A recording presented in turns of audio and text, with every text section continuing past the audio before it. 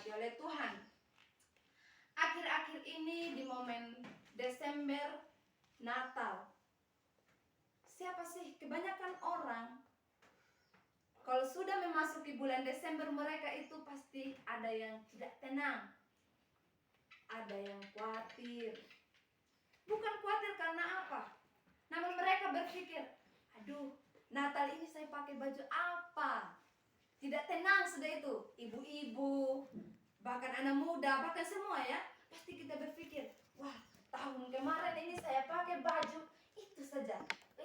Tahun baru ini lagi, Natal ini, kali ini saya mau pakai baju baru. Pasti semua itu ada di benaknya kita.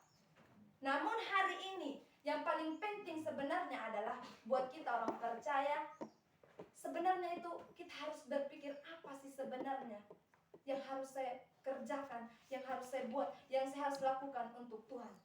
Itu sebenarnya yang harus kita pikirkan. Namun karena keterbatasannya kita manusia, ya itu kita memikirkan hal-hal yang duniawi. Namun hari ini saya ingin memberitahukan kepada saudara-saudara, kita harus perlu ketenangan, hati yang tenang, hati yang sukacita untuk menantikan, untuk merayakan hari di mana Tuhan Yesus dilahirkan, untuk memperingati hari kelahiran Tuhan Yesus. Nah, hari ini Bapak Ibu saudara-saudaraku yang diberkati oleh Tuhan, ada beberapa tips di dalam kebenaran firman Tuhan, bagaimana caranya untuk kita menikmati damai sejahtera itu yang sebenarnya. Nah, Bapak Ibu saudara-saudaraku yang diberkati oleh Tuhan, tema kebenaran firman Tuhan hari ini, menikmati damai sejahtera. Sekali lagi, menikmati damai sejahtera. Perlu kita itu harus menikmati damai sejahtera itu dalam kehidupan ini. Amin. Amin. Menikmati damai sejahtera.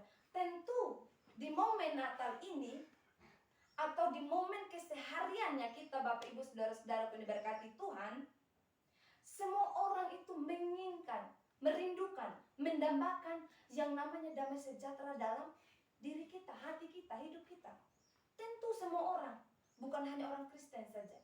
Semua orang pasti merindukan ketenangan dalam dirinya, ketenangan dalam kehidupannya. Karena itu kita perlu harus menikmati damai sejahtera.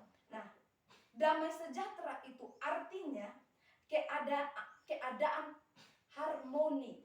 Artinya persatuan dan kasih sayang yang sangat mendalam. Nah, damai sejahtera itu artinya kasih sayang yang paling mendalam atau keadaan harmoni, persatuan yang ada di dalam rumah tangga kita, di dalam lingkungan kita, di sekitar kita. Itu yang namanya damai sejahtera.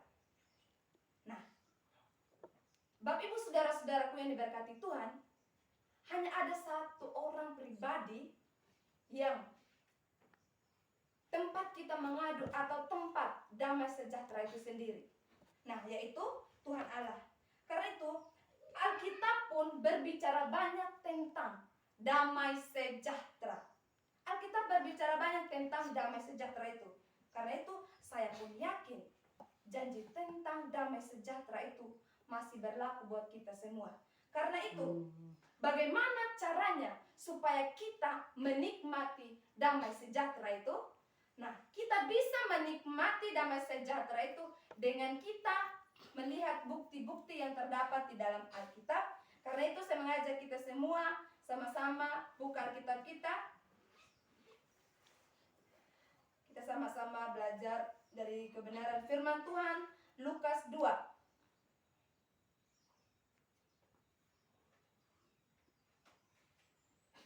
Di dalam Lukas 2 ayatnya yang ke-8 sampai ayatnya yang ke-20.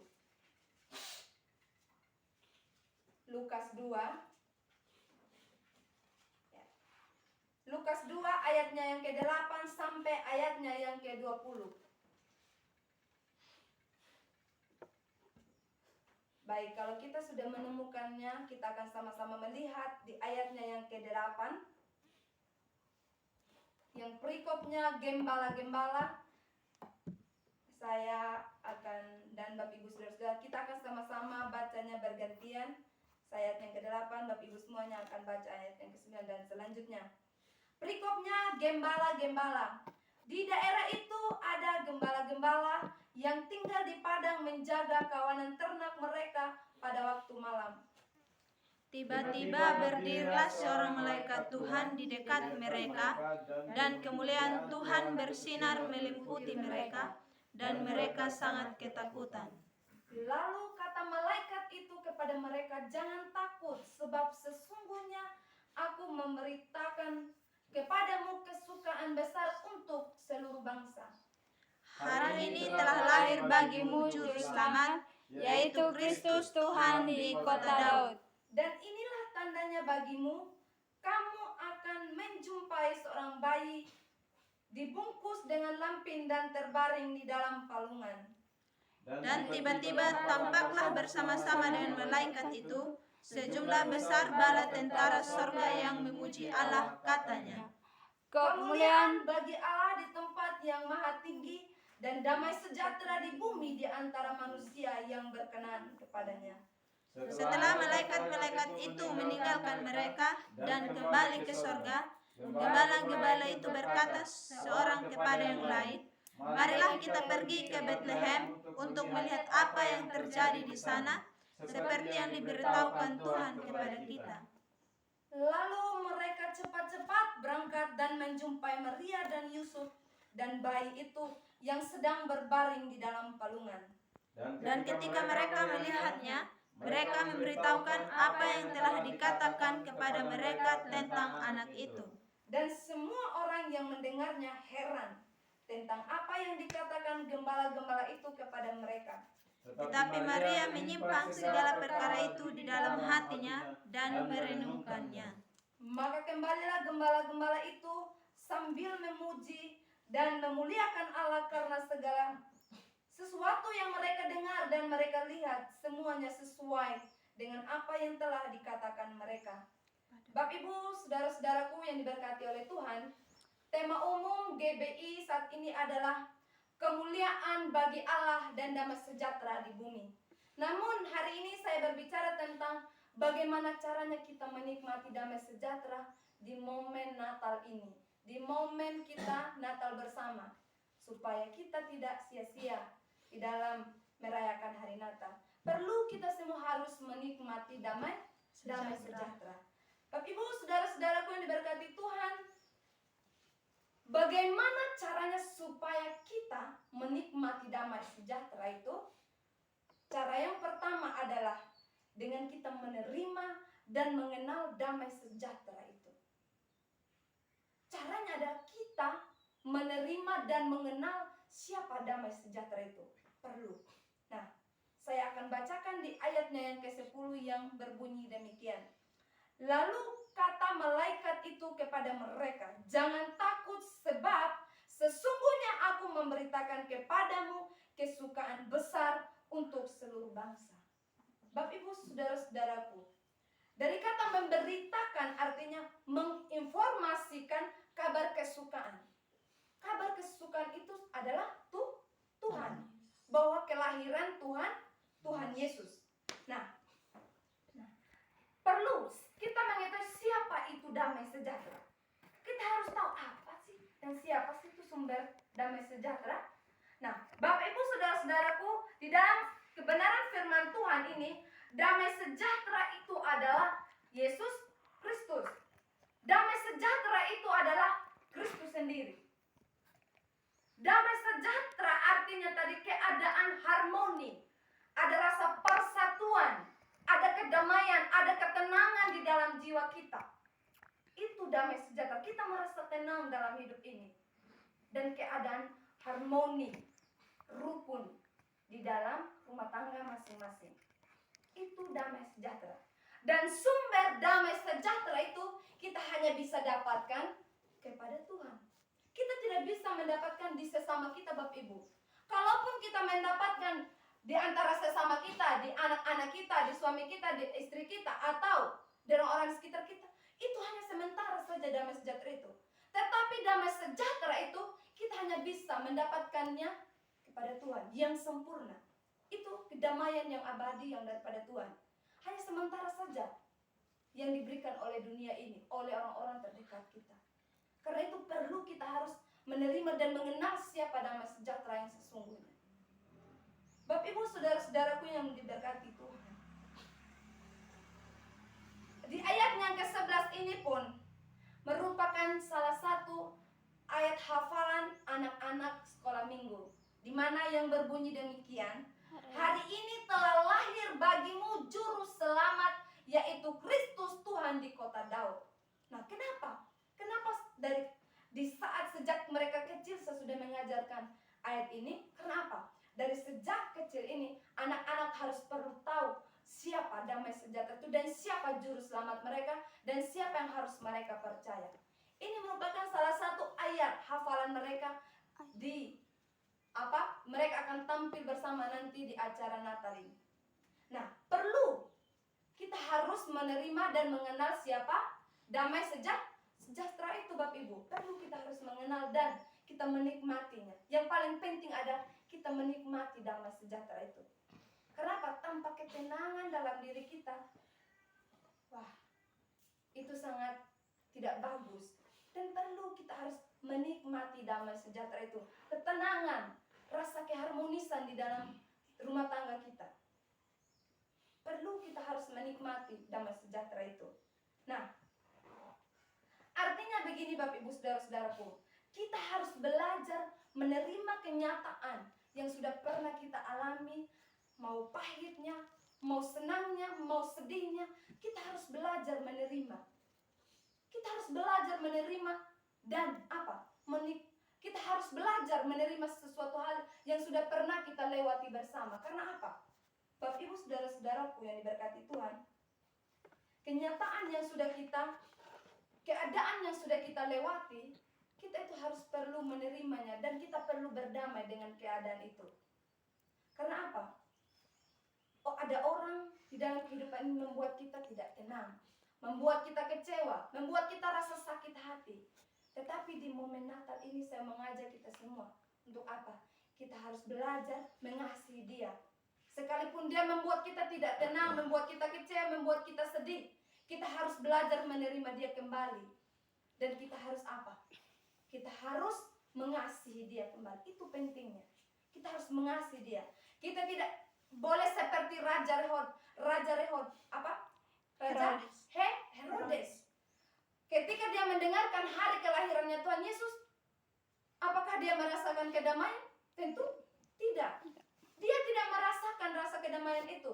Malahan dia merasakan, kalau Raja Damai ini sudah lahir, pasti dia akan melebihi saya. Pasti dia akan lebih berkuasa daripada saya. Itu saja yang dia pikirkan. Dan pada akhirnya membuat dia merasa tidak tenang, membuat dia merasa gelisah, takut. Pasti sudah ada yang akan melebihi saya. Itu saja yang dirasakan oleh Raja Herodes. Itu saja yang dirasakannya. Namun kita belajar. Kita harus belajar untuk menikmati damai sejahtera itu. Bapak Ibu saudara-saudaraku, menikmati damai sejahtera. Cara yang kedua adalah perlu kita harus mengundang Yesus di dalam kehidupan kita.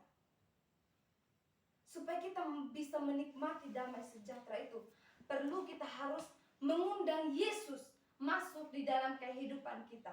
Mengundang artinya kita memanggil atau mempersilahkan hadir. Artinya di sini, kalau bahasa Sumbanya apa sudah mengundang? Undang ya. Kita harus undang. Kita harus undangnya supaya dia bisa datang. Bapak Ibu saudara-saudaraku, bagaimana caranya kita bisa mengundang atau memanggil Yesus di dalam kehidupan ini? Caranya adalah kita berdoa. Kita berdoa. Kita naikkan syukur kita dan kita berseru panggil Yesus melalui doa kita. Itu caranya kita mengundang Yesus. Nah, tapi kalau kita manusia, Jakarta lupa undang ya. Tentu kita itu harus pergi melangkah. Kalau kita undang artinya di sini. Nah, contohnya kalau dalam acara adat ya. Kalau kita tidak undang seseorang, kecuali kalau keluarga tertentu kita, pasti mereka akan datang sendiri tanpa kita undang. Tetapi kalau bukan saudara inti kita, kita harus perlu undang. Begitupun Tuhan. Supaya kita bisa menikmati damai sejahtera itu, kita harus perlu memanggil atau mengundang Yesus di dalam pribadi kita. Perlu kita harus mengundang Tuhan. Perlu kita harus memanggil Tuhan masuk di dalam kehidupan kita. Kalau sudah ada pribadi Tuhan di dalam pribadi kita, maka kita akan menikmati damai sejahtera itu, Bapak Ibu. Bapak Ibu, saudara-saudaraku yang diberkati oleh Tuhan, apa yang perlu kita pelajari dari bagaimana cara kita menikmati damai sejahtera itu? Kita harus mengundang atau memanggil Yesus masuk di dalam pribadi kita supaya kita bisa menikmati damai sejahtera itu. Perlu kita harus mengundang Dia untuk masuk di dalam pribadi kita. Nah, menikmati damai sejahtera itu, cara yang ketiga adalah kita perlu memuji dan memuliakan Yesus. Nah, saya minta salah satu membacakan di dalam Lukas 2 ayat yang ke-14. Kemuliaan bagi Allah di tempat yang maha tinggi dan damai sejahtera di bumi di antara manusia yang berkenan kepadanya. Ayatnya yang ke-20.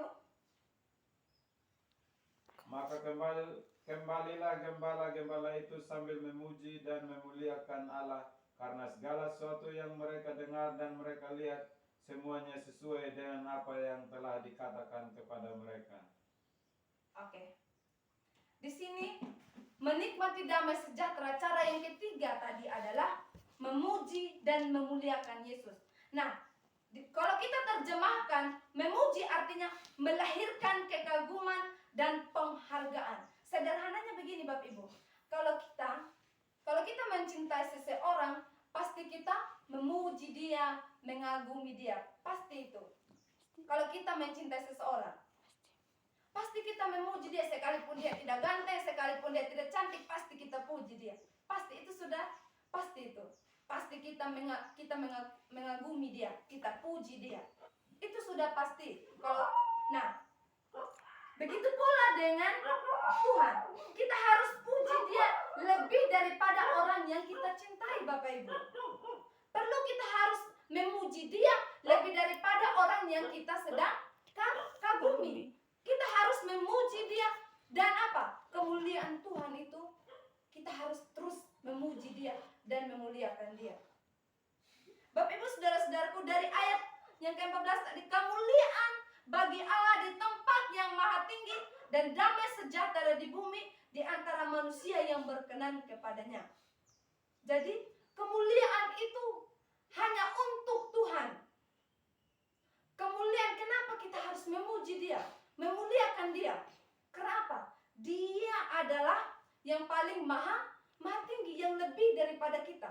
Kita harus perlu mengagungkan dia. Kita harus perlu menyanjung dia, meninggikan dia di dalam kehidupan kita.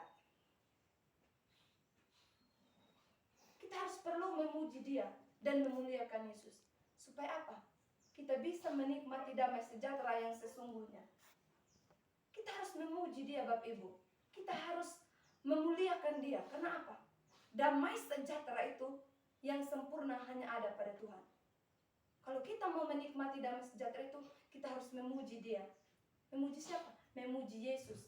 Memuliakan dia, meninggikan dia, mengagungkan dia, meninggikan dia. Itu. Kita harus perlu memuji dia. Bapak Ibu, saudara-saudaraku yang diberkati oleh Tuhan.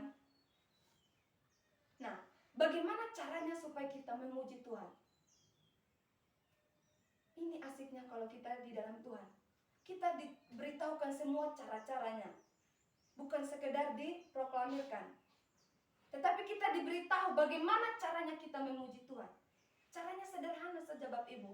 Dengan cara kita berdoa, memuji dia, menyembah dia. Di gereja, dengan sungguh-sungguh. Di rumah kita. Di rumah tangga kita masing-masing. Perlu kita harus memuji dia dengan sungguh-sungguh. Perlu kita mengagungkan dia dengan sungguh-sungguh. Itu saja caranya kita memuji Tuhan. Tidak perlu kita harus potong ini itu. Dengan sendirinya kita pribadi kita bisa melakukannya. Berdoa, memuji dan menyembah dia dengan sungguh. Itu saja caranya bagaimana supaya kita bisa menikmati kedamaian itu. Kalau kita sudah berdoa, Bapak Ibu, masalah apapun yang membuat kita gelisah, takut, atau kita khawatir. Tetapi kalau kita sudah berdoa, ketika kita sudah memuji dan menyembah Tuhan, maka kita akan menikmati damai sejahtera itu.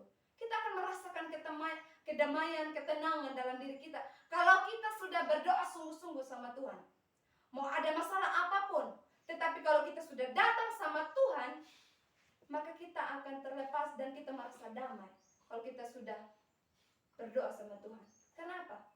Sekali lagi saya mau katakan, sumber damai sejahtera itu hanya ada sama Tuhan. Sementara adanya sama manusia, Bapak Ibu. Itu kita harus tahu. Jangan pernah kita berpikir, oh kalau saya pergi di situ, saya rasa damai. Saya rasa tenang. Saya tidak akan khawatir. Tidak. Di dunia ini semuanya sementara.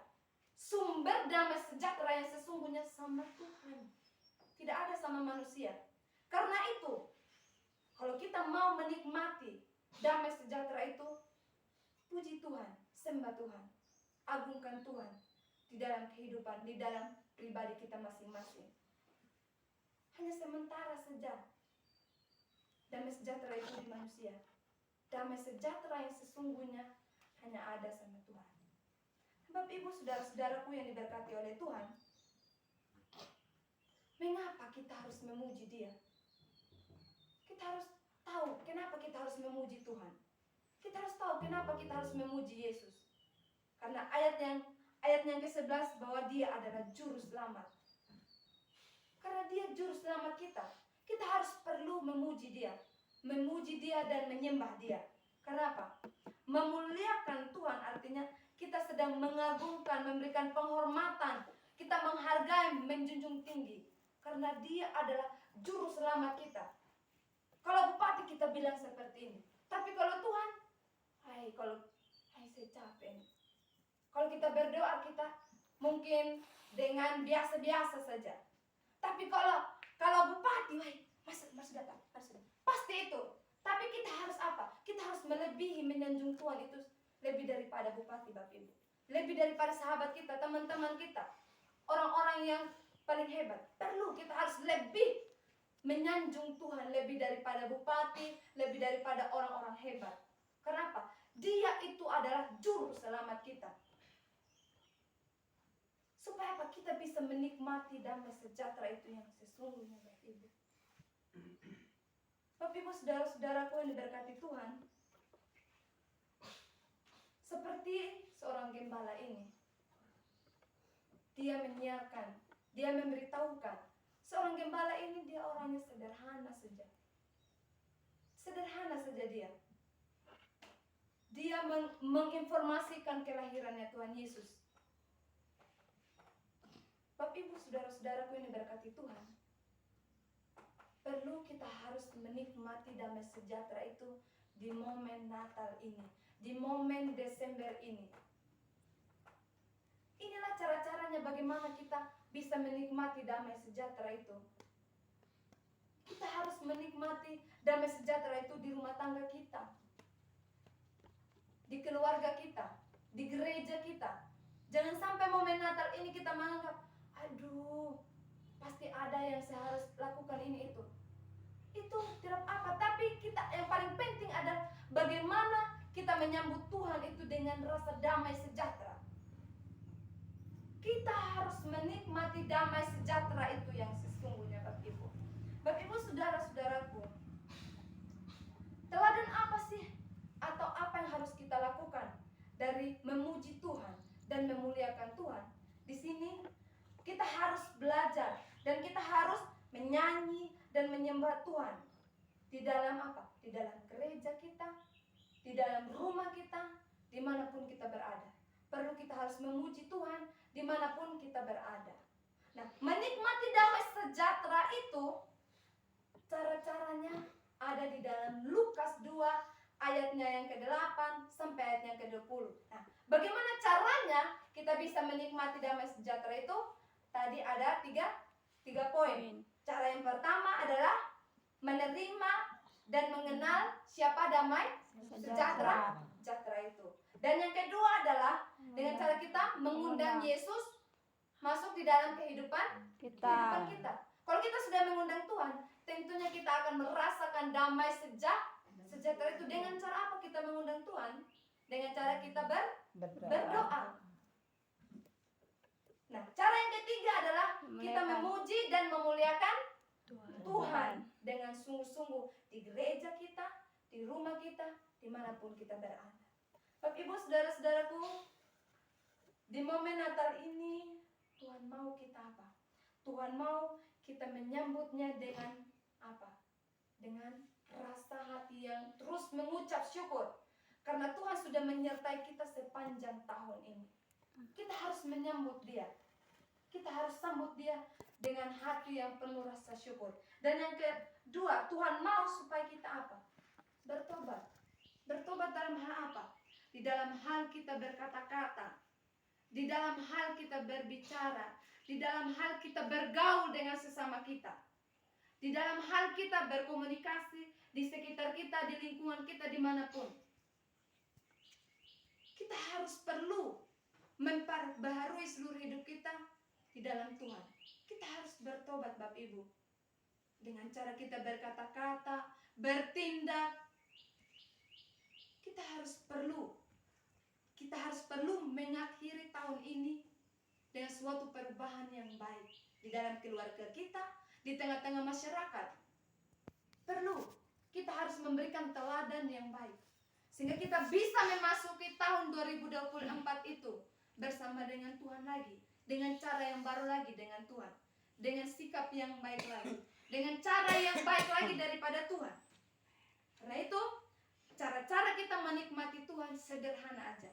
Kita harus menerima dan mengenal pribadi itu, dan kita harus mengundang Yesus masuk dalam pribadi kita. Itu saja Bapak Ibu, saudara-saudaraku yang diberkati Tuhan. Bagaimana kita cara menikmati damai sejahtera itu? Damai sejahtera itu sesungguhnya hanya ada di dalam Tuhan. Dunia hanya memberikan damai sejahtera itu sementara. Karena itu, carilah damai sejahtera itu dan nikmatilah damai sejahtera itu di dalam Tuhan. Karena itu, saya mengajak kita sama-sama berdiri dan kita